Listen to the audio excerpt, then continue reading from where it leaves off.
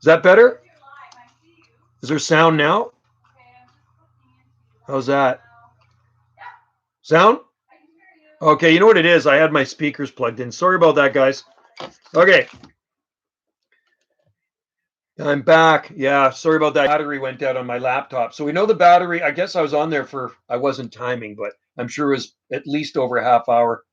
I can hear. Okay, cool. So looks like if I plug in my big speakers to this laptop, there's no sound happening. James, hey, I'm back. I'm back. So tomorrow, when I get home from work, I'm gonna live stream on here too for a little bit, and I think maybe once a month I'll do a little bit of live streaming. I wasn't going to, but Wendy says, do some live streaming, so it's fun, and I like to talk about palms. Yes, I hear you. Hey, I'm back. Thanks, Gulf Island Rock. Do you have a smartphone? No, I don't. Sorry, you already saw. No, actually, I don't have a smartphone. I have a. I've never owned a cell phone, but I do. Well, Wendy's got a smartphone, but I've never owned a cell phone. I have one in my Parks truck, and that actually kind of stays in my Parks truck. So at 3 o'clock when I'm done for the day, turn that baby off, and then nobody can get a hold of me. Yeah, but I do go on it in the daytime on my break, and I kind of check YouTube and I check Facebook on it, stuff like that. So, so hope everybody's doing good out there. Hope your palms are thriving. Hope you're having pretty decent weather. And yeah, it's and I hope everybody's staying safe out there too, for sure. I know it's been a crazy month, that's for sure. So I think the safest place to be is probably in your garden. At least that's where I feel safe. Uh, the palm guy, better that way. More time for palms. I have some seedlings from my palm. Some seedlings. Hi James Palms. I have some seedlings.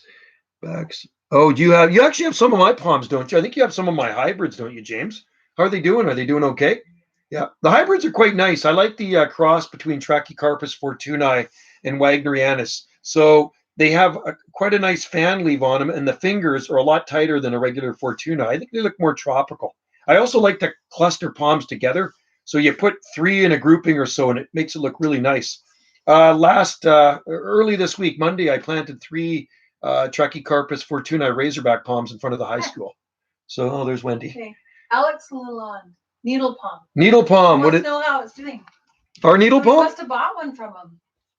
Oh, oh yeah, the needle palm's doing good. Oh yeah, you sent me that one. It's in the greenhouse. I've got the heat cranked up in there with the sunshine coming through the glass, so that's why it's staying in there. And we have seven needle palms. We have quite a few in our garden, and they do very well here. It's just that they grow a hell of a lot slower than they would in the deep south, or say even in Ontario, where you guys get that mega humidity and heat.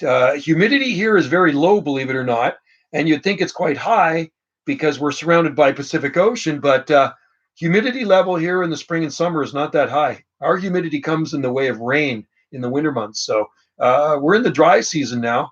That's why it was nice to get some rain yesterday.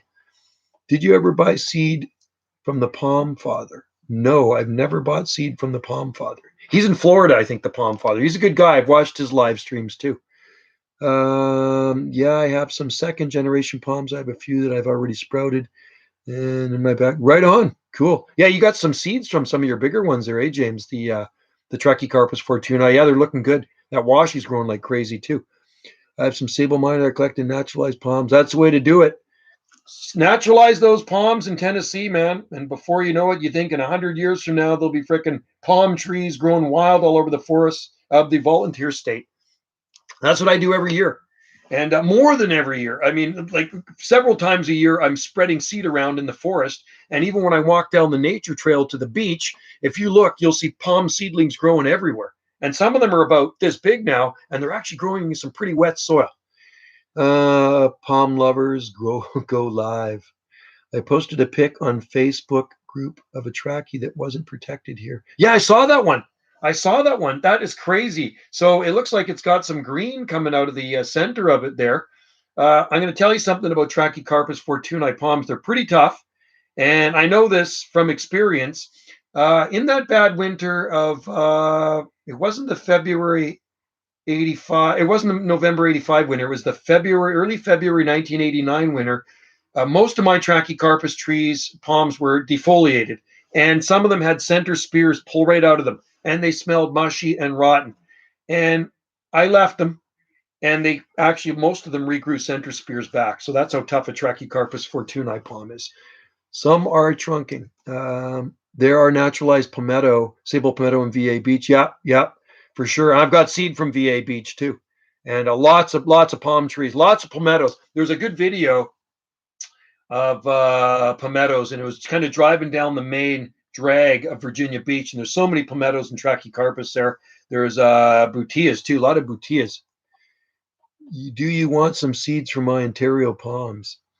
Yeah, Ontario palms. I don't think I have any seed from Ontario palms. I've shipped a lot of seed to Ontario. I just shipped some to Nova Scotia a few days ago and to Poland, but no, I don't have any seed from Ontario. That would be pretty cool. Ontario palms growing here on Salt Spring Island for sure. I could trade you. I'll trade you for some Salt Spring Island palm seed.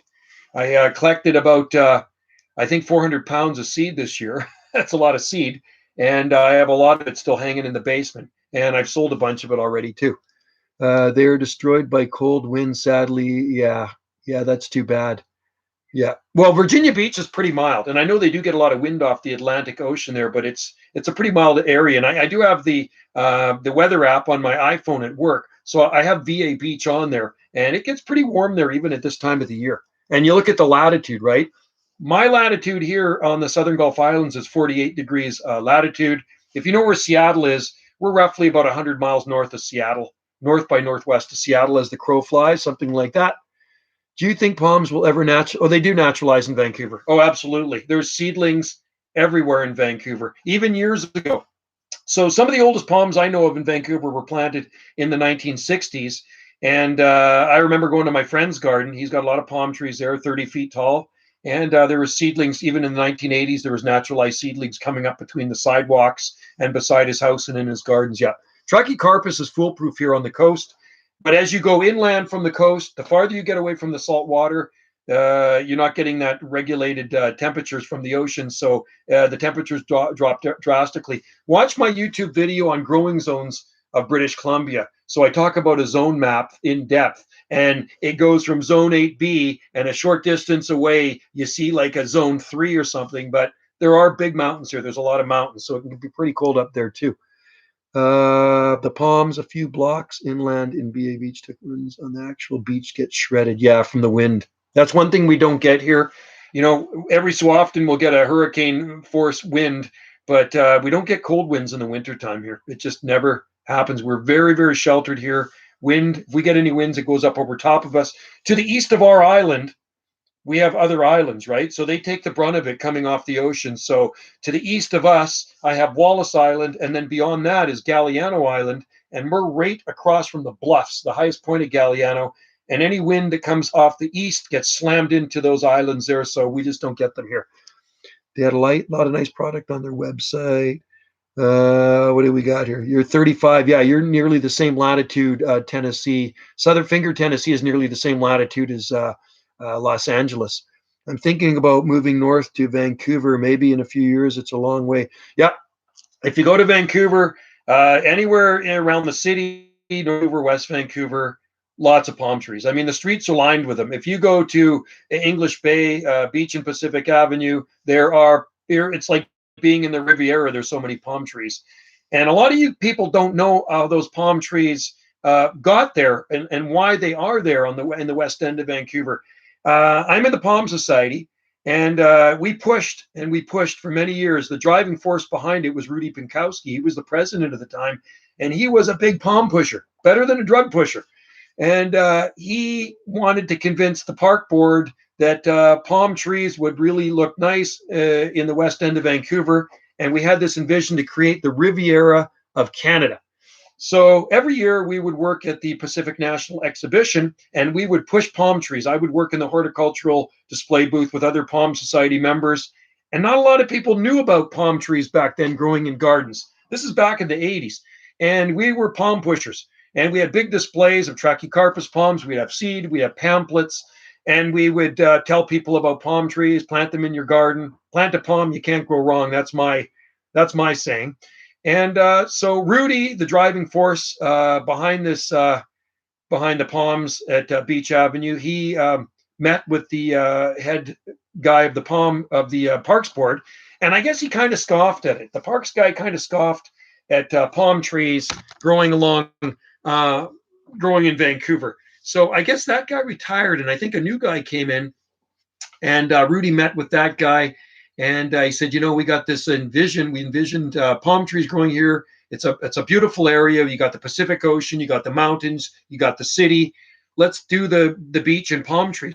Let's line the boulevards and palm trees and create the Riviera of Canada, because they will work here.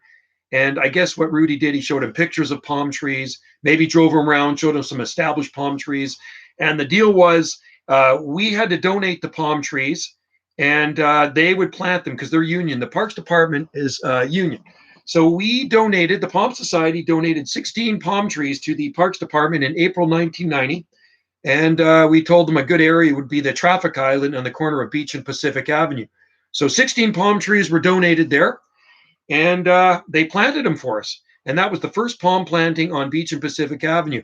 In December 1990 was record-breaking cold. I remember Rudy went to Hawaii, and I know he's watching the weather, and it's record-breaking cold. And when he got back from Hawaii, I phoned him up and I said, Rudy, we got some bad news, because I like to joke around. And he says, oh, no. And I says, yeah, it's about the palms. He says, how are they doing? I says, they're all dead, man. They all died. That makes us look really bad. And hey, Rudy, I'm pulling your leg.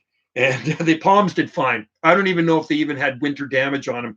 I think the coldest temperature down there got down to around maybe 20 degrees Fahrenheit, something like that, minus 6.5. So every year after, we donated more palm trees to Beach Avenue. And that's why there's all those palm trees growing on Beach Avenue. So you can thank the Palm Society for that. Downtown loads, I've looked up area. Yeah, Vancouver's got tons of palm trees. And there's butias growing in Vancouver. There's tree ferns growing in the city of Vancouver. There's timber bamboo. There's lots of palm trees growing in Vancouver.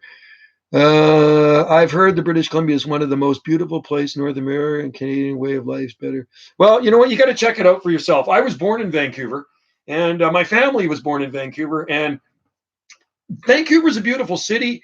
I like to live in the country. I'm a rural type guy. So we live on Salt Spring Island. Here in the Southern Gulf Islands, there's no traffic lights. There's no street lights.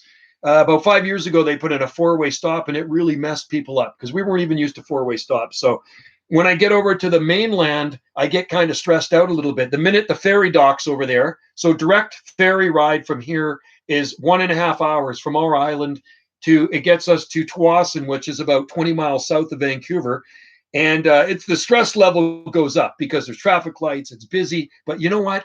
There's a lot of nice things to see, and it is a beautiful place. And Tsawwassen is another neat suburb of Vancouver. The streets are lined with palm trees. You can see my videos here. There's tons of palm trees in Tsawwassen, around the strip malls, all down the streets, down the boulevards. There's Trachycarpus palms everywhere. And I think they picked up on that because they saw them on Beach Avenue, and they planted them there about 20 years ago. So if you ever get a chance, come to Vancouver. There's a backdrop. You got ski hills, you got the city, and then you got the Pacific Ocean. So it's a pretty place, really nice place. And I think maybe the air is a little cleaner now because of this COVID-19. Everybody's staying in and not driving, so less cars on the road too. Have you ever considered importing a large sable palmetto like James? Well, I tell you what, I remember a nursery south of Vancouver. This was 25 years ago or so. They brought in huge Sereno repens, huge Rhopatophyllum hystrix, and huge sable palmettos. Sable palmettos had about 10 to 12 feet of trunk, and I did, and the prices were just astronomical. And I know sable palmetto does grow here, but it's painfully slow. There is a big one growing in front of the Empress Hotel in Victoria, along with a big Washingtonia robusta. You can check out my video. I did shoot a video of them in early January, and Wendy and I were there. There's echiums growing in that garden. There's Trachycarpus fortunei and some big camarops. They did have the trunks wrapped with burlap, which doesn't do anything, but it'll be interesting to go back. If I head back there to Victoria in the summer, after we get a lot more heat units, we'll see how much growth this sable palmetto actually will put out. I think the Washingtonia is going to surpass